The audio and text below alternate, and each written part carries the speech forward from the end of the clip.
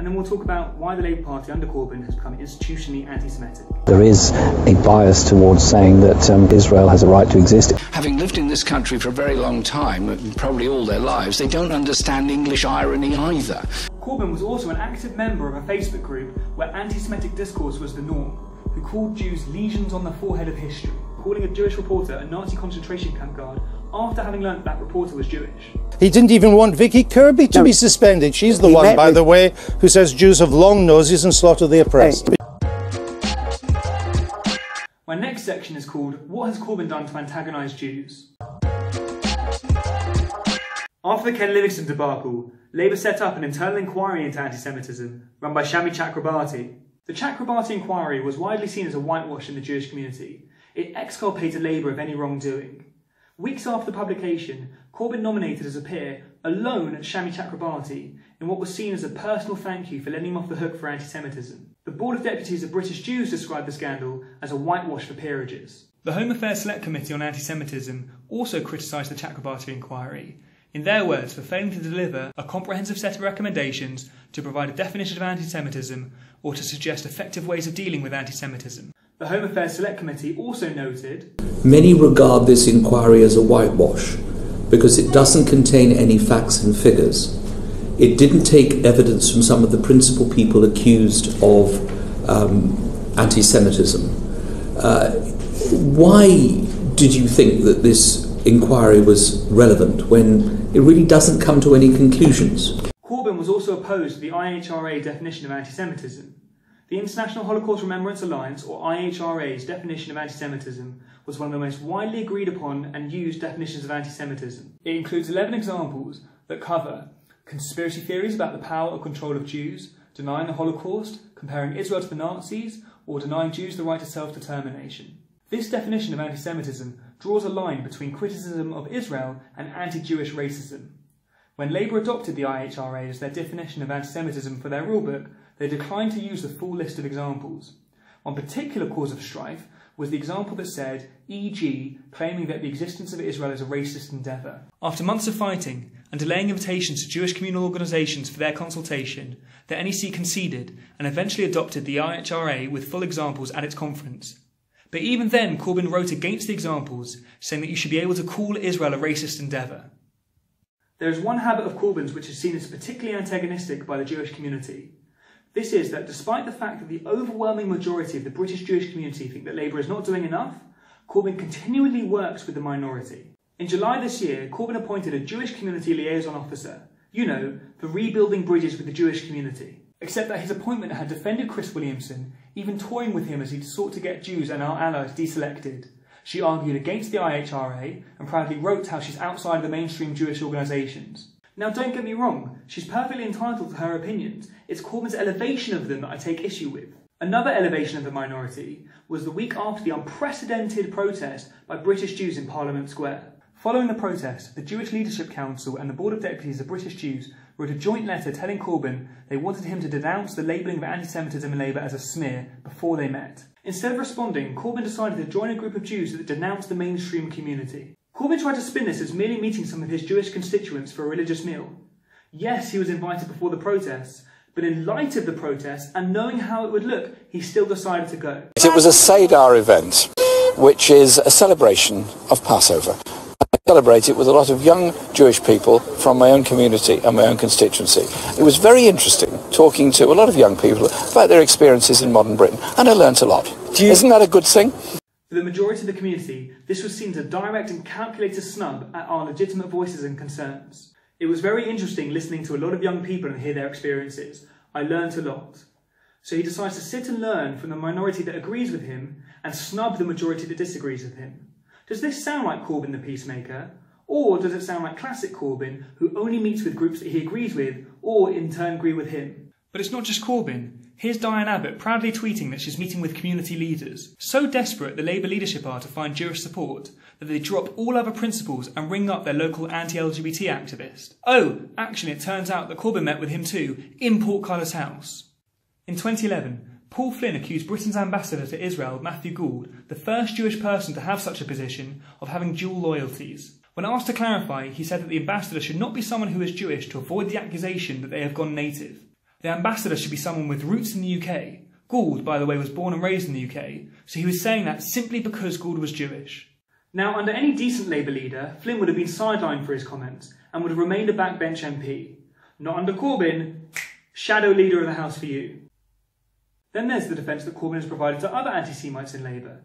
We've already heard earlier about Vicky Kirby, but Corbyn has also defended Jackie Walker. Jackie Walker was suspended in May 2016 for a Facebook post responding to a friend talking about the Holocaust, saying that Jews were the chief financiers for the slave trade. After she was reinstated, Corbyn said in July that he was content that she was reinstated, and he did not expect her to do anything in the future that would bring the party into disrepute. She's somebody that does have a deep understanding of issues of racism that have affected her and her family in her life. I'm content that she's now been reinstated in the party and that she will make a positive contribution to our party and not in any way indulge in any activities that would be damaging. So has she apologised for... Just 2 months later, she was suspended again for protesting that the Holocaust Memorial Day didn't commemorate non-Jews, even though it does. The comments were made at an anti-Semitism training session, where she also questioned why Jewish schools needed security. The Jewish community in this country is acutely aware of the threats against us. Maybe if Walker was more in tune with the Jewish community, she wouldn't have to ask this question. Anyway, great judgment, Mr. Corbyn. Additionally frustrating is Corbyn's constant refusals to single out anti-Semitism when asked. What we won't tolerate is racism in any form. We all have a duty to oppose any kind of racism wherever it raises its head, in whatever form it raises its head. Arguing Be about it that. Islamophobia, anti-Semitism or any other form of racism. All lives matter. There are those that might want to give Corbyn the benefit of the doubt. They say that Corbyn's explained himself, and they take him at face value when he says that he didn't recognise anti-Semitism at the time, or that he says that he wasn't involved. There's two things to unpack here. Saying that you're against all forms of racism but not recognising anti-Semitism when it comes from your mates and allies does not wash up. What you're really saying is you're blind to anti-Semitism when it comes from people that you like, which is incidentally how his supporters act. And the second thing is, and this is a big part of why the community think he's anti-Semitic, is that he's not an idiot. He knows the nuances and ramifications of his actions, and if he didn't know back then, it's certainly been explained to him over the last few years.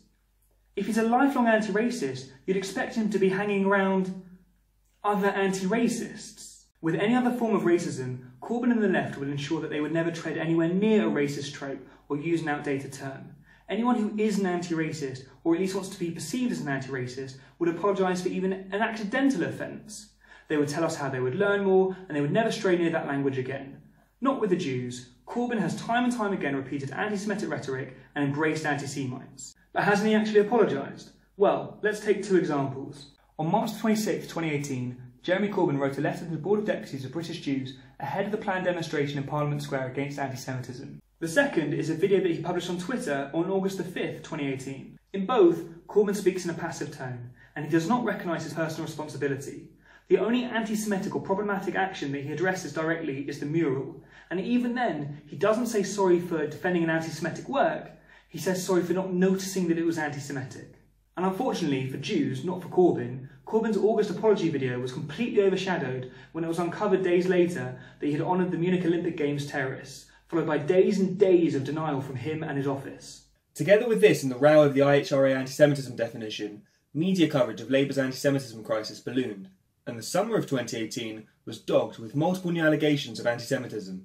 This summer was tough. The row over anti-Semitism has caused immense hurt and anxiety in the Jewish community and great dismay in the Labour Party. But I hope and believe we can work together to draw a line under it. And then, after these apologies, which we are told should be taken as genuine, we see him at the end of the summer of 2018 saying this. There's been some criticisms made of us in the right-wing media over the last summer, and I understand some of the papers even say unkind things about me from time to time. Well, it doesn't bother me. Nothing keeps me awake at night anyway. I frankly don't care. But when we're in government, we're going to get a lot of pressure from a lot of very, very powerful forces. Corbyn doesn't care about the criticism he's received in the media over the summer. Recall that at the time, over the summer of 2018, the media was not simply filled with generic criticism of Corbyn's policies. The summer of 2018 was dominated by criticism of Labour's anti-Semitism scandal. This summer was tough. This is why many of the publications in September and October 2018 refer in some form or another to the summer of anti-Semitism, exactly the time that Corbyn is speaking here, saying he doesn't care. There's been some criticisms made of us in the right-wing media over the last summer. I frankly don't care. Either he was calling anti-Semitism a smear by bundling it together with the other smears that he's received, or he was specifically referring to anti-Semitism, which shows just how hollow his prior apologies and condemnations were. Corbyn's refused to apologise several times. There's an awful lot of Jewish people who just desperately want you to express personal remorse for what's happened.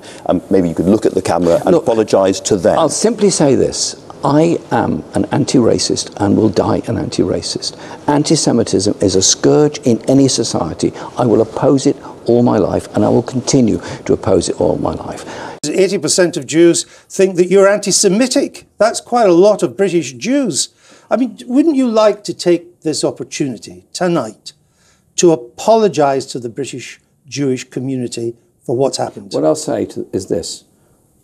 I am determined that our society will be safe for people of all faiths. I don't want anyone to be feeling insecure in our society, and our government will protect every community against the abuse they receive on the streets, on the trains, or in any other form of life. I'll try one more time. No, hang on a minute, Andrew. Can I explain what we're trying to do? You have, and you've been given plenty of time to do it. I asked you if you wanted to apologise. Andrew, I don't want anyone to go through what anyone has gone through. And you've said that several times. I understand that, Mr. Corbyn. I was asking you about an apology. Let's move on to Brexit. But what about when he apologised this morning? Well, watch for yourself. After a heavy bombardment to say sorry, he finally says sorry in a passive tone for everything that's happened. Can I make it clear?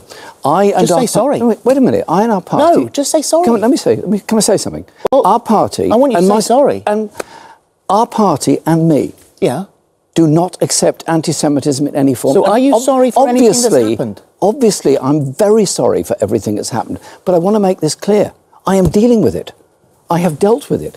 Other parties are also affected by anti-Semitism. Candidates have been withdrawn by the Liberal Democrats and the Conservatives and by us. But even then, he tries to pivot to racism in other parties, saying that the Conservatives and Lib Dems have had to kick candidates out, and that Labour has kicked out candidates as well. But even this pivot isn't true, because at the time that he's saying this, there are still people accused of anti-Semitism who are running as candidates. Rebecca Gordon Nesbitt, who said this. Ali Milani, who said this. They also allowed Alana to stand, who encouraged people to counter-protest the March 2018 Parliament Square protest by Jewish groups against Corbyn.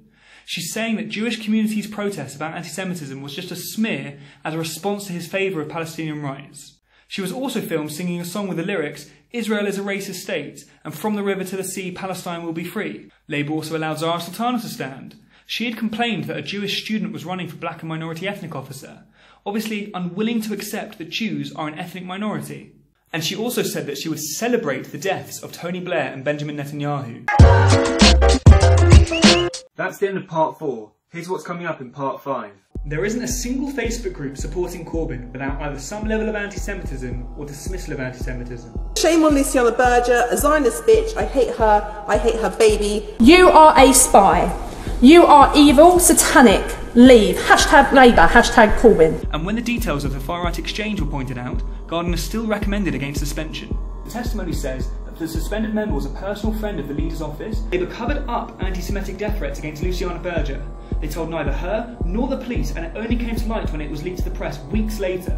It is a smear to say that the Labour Party has a problem with anti-Semitism. You just set up an inquiry to look into it. Len McCluskey consistently undermined anti-Semitism in Labour, calling it a smear and saying it was just a tool to attack Corbyn. It's almost certain who was behind all this anti-Semitism against Jeremy. Huh? Almost certainly it was the Israeli embassy.